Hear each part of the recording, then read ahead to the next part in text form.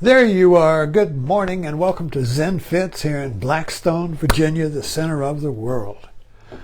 Let's talk about Laurel and Hardy.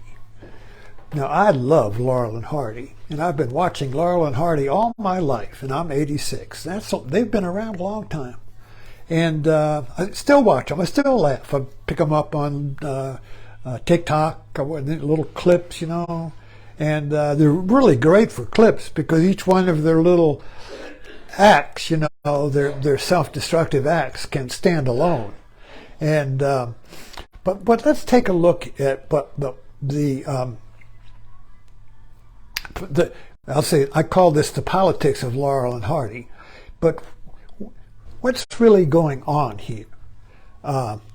So we have these two guys, Laurel and Hardy. They're best friends. They can't be separated. You can't say Hardy can't go without Laurel. Laurel can't go without Hardy.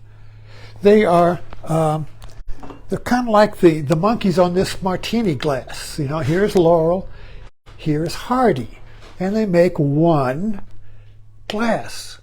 They're different, but you can't separate them. So let's take a look at the why this show makes me laugh, or you, even though you've seen it before, over and over again. Doesn't make any difference. You still laugh. Why is it? Let's say the act, Laurel and Hardy, contains two viewpoints, the viewpoint of Laurel and the viewpoint of Hardy, but they're incompatible. They're kind of like that. Let's clap. You say you clap hands like that, right? That's Laurel and Hardy. They're one. They have one goal. They're going to sweep the chimney. They're going to do this or that. They got some goal. Normally it would be like this. Laurel and Hardy are going to go do something together. And by doing it together, you see, they make themselves stronger. They get the job done. They each help each other. That's the way we think in terms of relationship. But with Laurel and Hardy, it's like this. Laurel, they're both wanting to do the job done, but they're incompatible. When you put Laurel and Hardy in the same situation, they're going to break the glass. They're going to end up spilling the martini. They're going to end up dysfunctional. They're going to end up with whatever they're doing in shambles. They'll go to total destruction. The whole house, everything is destroyed. And they end up at the end with Hardy saying to Laurel, "This is another fine mess you got me in." And Laurel goes, I was just trying, I've been trying to do good. I'm trying to help you, Hardy.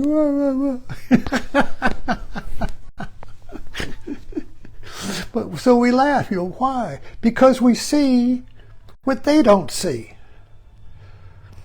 We see the absurdity of trying to clap hands like this. But this is American politics today.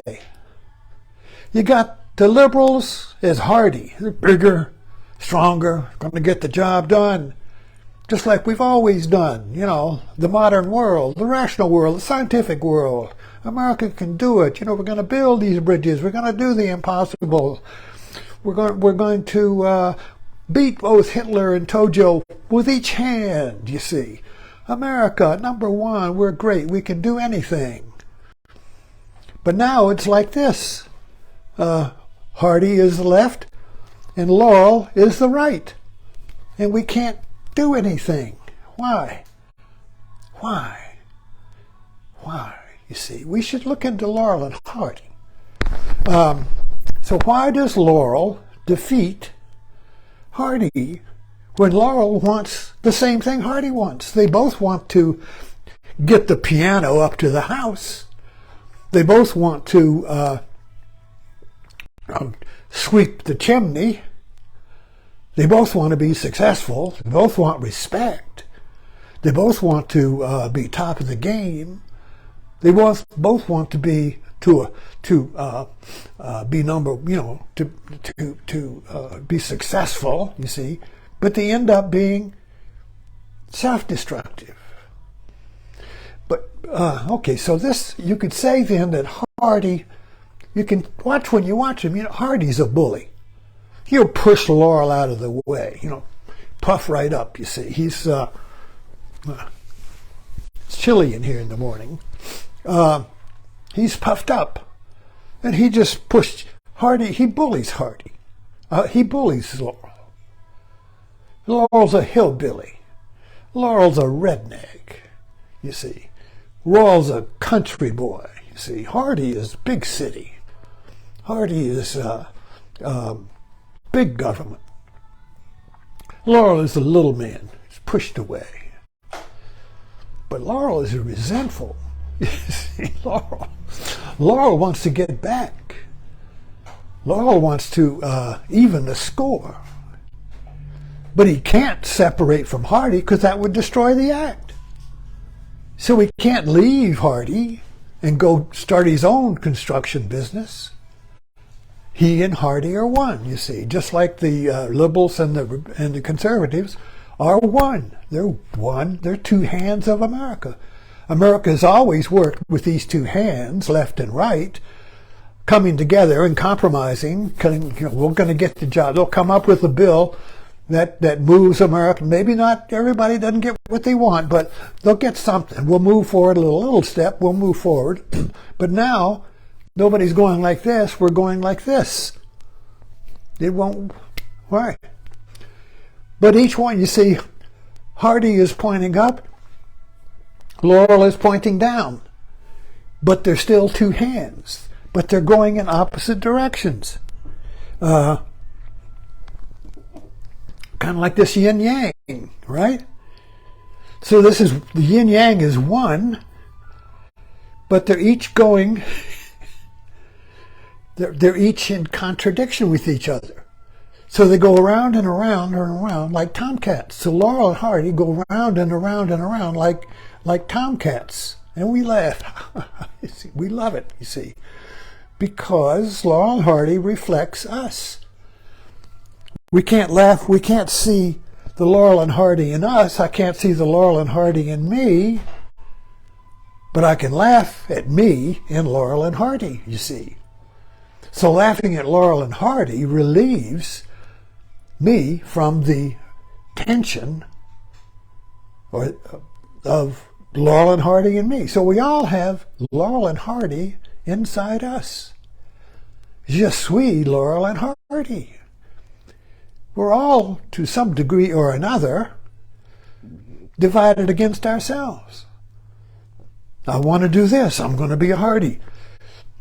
But then, should I do it? Oh, I know. They're going to feel, what about this? What about that? And I start going, wow. I can't just do it. I got to check. I got to weigh, which is the better action, but the pros and cons. You see, I got to deliberate. I got to weigh. I got to waver. I got to figure it out. I got to question. Get a poll. I got to get a poll. Do you want it? Got to get a poll. So I can't just do anything. I got to get a study. Let's study it. Let's see. Let's get a second opinion. Let's go to the authorities and let's call what would Jesus do? Laurel and Hardy. So when our mind is divided, like the two monkeys in the martini glass, you see, they're by dividing the martini glass into two monkeys, they're different. So each has a different function. Well, let's say Laurel and Hardy. Let's say this is Laurel and this is Hardy. Okay, and the situation is the martini glass. We're going to clean the chimney. Okay, that's the situation. But you got these two monkeys in it. So whatever Hardy does, Laurel is going to do the opposite, or sabotage it, or pull something, or do something unconscious, or in trying to do helpful, he does too much and pokes Hardy in the eye, and then Hardy pokes him back, and then Laurel pokes him back, and then Laurel, wow, wow, wow, wow, wow, pew, and they destroy the chimney. You see? So Laurel, you see, in trying to be Hardy's perfect helper, always does too much. He'll pull something out. He'll pull something out. He'll pull a thread and unravel the whole thing. But Laurel is not really conscious of what he's doing. He's just, well, what is that little thing there? And he'll pull it, and next thing you know, the whole thing's unraveled, you see. So there's a conscious and there's an unconscious behavior here, you see. When it's like that, you have two conscious, the one is divided into two minds or consciousness, and they're both working together to advance the cause. But now we have one conscious and one unconscious.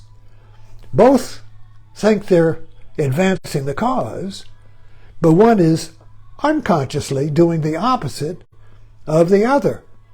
So there's a self-destructive mixture here. It's like in a martini, the gin is the gin, the vermouth is the vermouth, and you mix them together, you can't separate them. But when you mix Laurel and Hardy together, the gin and the vermouth, they won't come together. They maintain their separation by, I would say with Laurel, a passive-aggressive behavior. So Hardy is a bully. Laurel gets back by sabotaging Hardy passively. A passive-aggressive will destroy, say, if you have a PA, if you mix up an aggressive and a PA, here's the thing. Hardy is aggressive against Laurel, and Laurel is passive-aggressive against Hardy. That way they stay the same, you see. Otherwise, he'd just go on his way and get another job. But he can't, because Laurel and Hardy can't be separated. So not being separated, all they can do is one is aggressive and one is passive-aggressive against Hardy. So he's like this, you see. So he will help Hardy to death. He will help Hardy to destruction, but still say, I'm helping. I'm innocent here. I was just trying to help. I was just trying to help, you see. Of course, Hardy would say, well, if I see Laurel coming to help, I'm going to run the other way. Isn't that what Reagan said the government was? That if a government tries to come and help, if the government knocks on the door, don't open it. If Laurel comes to help you, don't answer the door. So this is deeper than we think. And today, we look at American politics, we're Laurel and Hardy. The left is Hardy, the right is Laurel. So whatever the left does, mainstream government, whatever the left tries to do, the right is going to sabotage it. But while sabotaging it, it will say, we're doing good, we're doing the best, we're doing what's good for America. Laurel and Hardy, Laurel and Hardy. You have to laugh. It's kind of absurd. Thanks for dropping in.